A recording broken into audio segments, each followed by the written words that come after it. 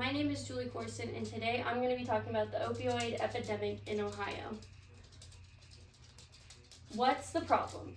More than 106,000 people in the U.S. have died from drug-involved overdoses in 2021. This includes illicit drugs and prescription opioids. Between the years of 1999 and 2020, 564,000 people died from overdoses involving any opioid.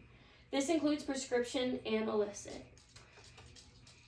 This is not only affecting adults, but it is now reaching the younger kids and the teenagers. And after marijuana and alcohol, prescription drugs are the most commonly misused substance by any Americans ages 14 and older. And nearly 75% of drug overdose deaths in 2020 involved an opioid. Here I have a opioid epidemic graph, and it says that 10.1 million people have misused prescription opioids in past years, and 1.6 million people had opioid use disorder in the past year. 48,006 deaths were caused by overdosing on synthetic opioids other than methadone, and this was over a 12-month period. And in 2019, 70,630 people alone had died from a drug overdose.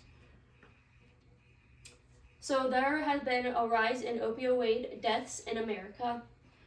This is a multi-layered problem in three distinct waves. And the three waves of opioid overdose deaths would be 1999, the rise in prescription opioid overdose deaths. Number 2 would be the rise in heroin overdose deaths, and this started in 2010.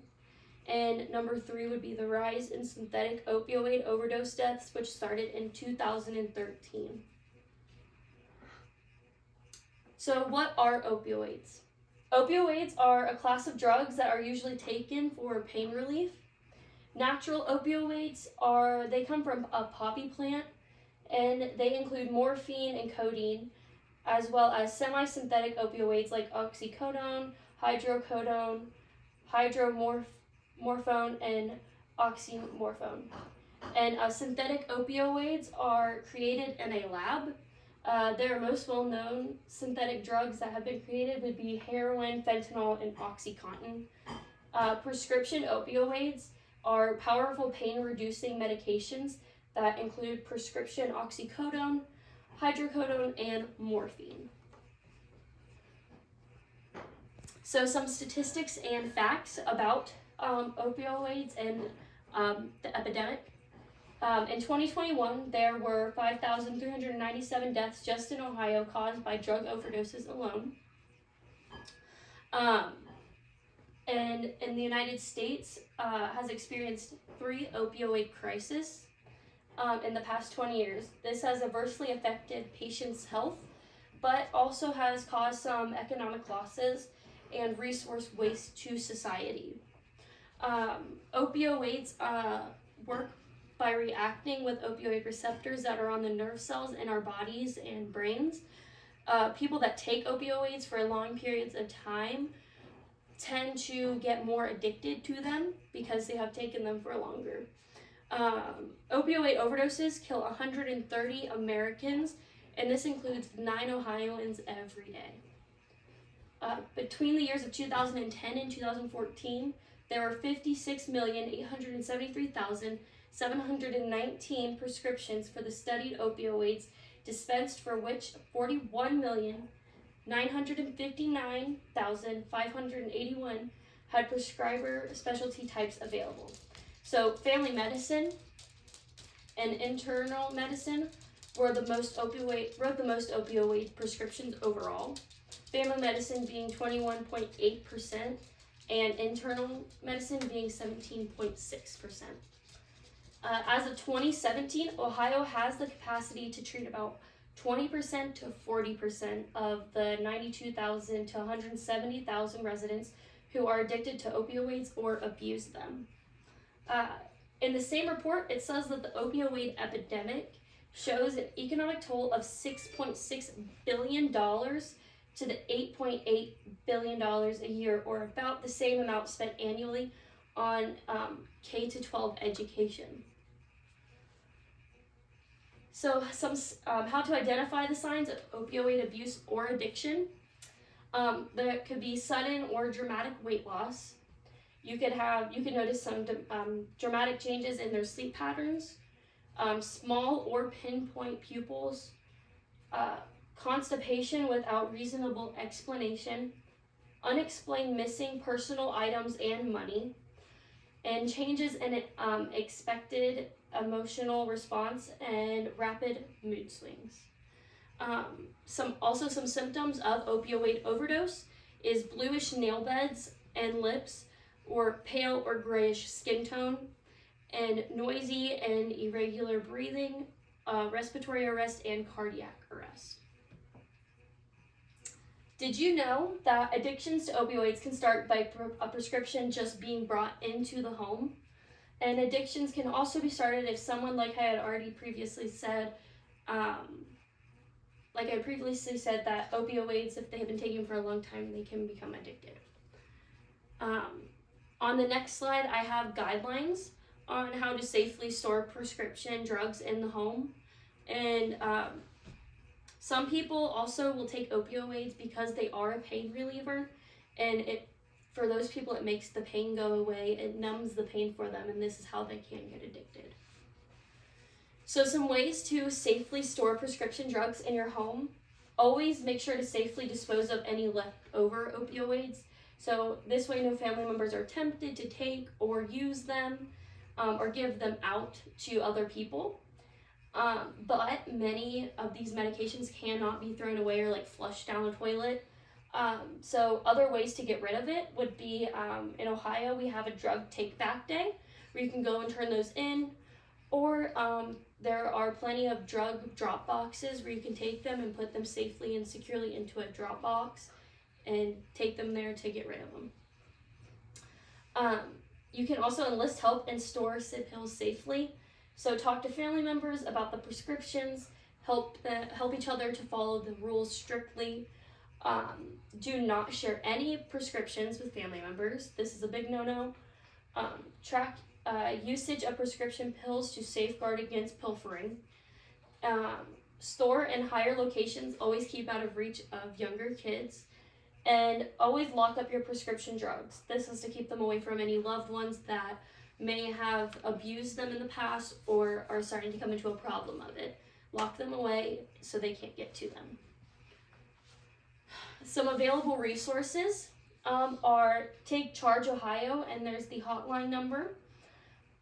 Ohio Caroline has a hotline number. Hands On Central Ohio has you call a certain number and there's a 24-hour answering service, as well as their website. The Ohio Department of Mental Health and Addiction Services, they have you can text a certain message to the number. And then the National Opioid Crisis Hotline, you can call that number. Here I have our different solutions. So solution 1, correctly prescribing opioids. This basically is making sure that doctors just prescribe the right opioids and the right amount of medication for the opioids. It is readily available and easy to complete. For solution 2, rehab programs. This is a big way to get people that are addicted off of opioids and help them recover. So it is roughly $1,400 to $10,000. It's very readily available, but not very easy to complete for a lot of people. You can also meet individuals who don't want to stay sober, so these could be bad influences. That's a potential negative consequence. The time for an inpatient stay would be 30 to 45 days, and outpatient would be 45. There's 3 different facilities within a 5-mile radius of the COTC campus. 42% of people that have started rehab actually do not complete it. So that's almost half of the people that start it. And it is very widely accepted, but when people hear that somebody's been to rehab, they tend to get a bad rap, and people think differently of them. Solution 3, how to keep emergency personnel safe from exposure to opioids.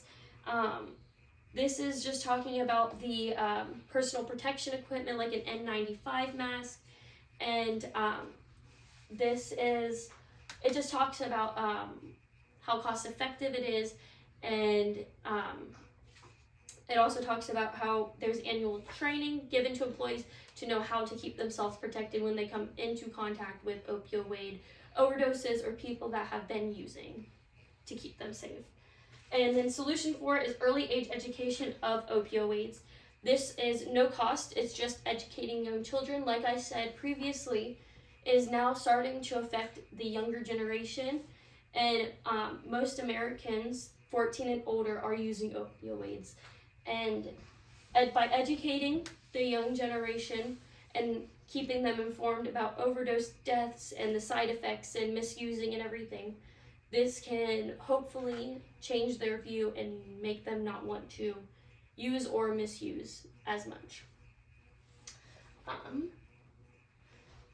So benefits to rehab programs: it's 24/7 medical support staff, very supportive and a safe environment.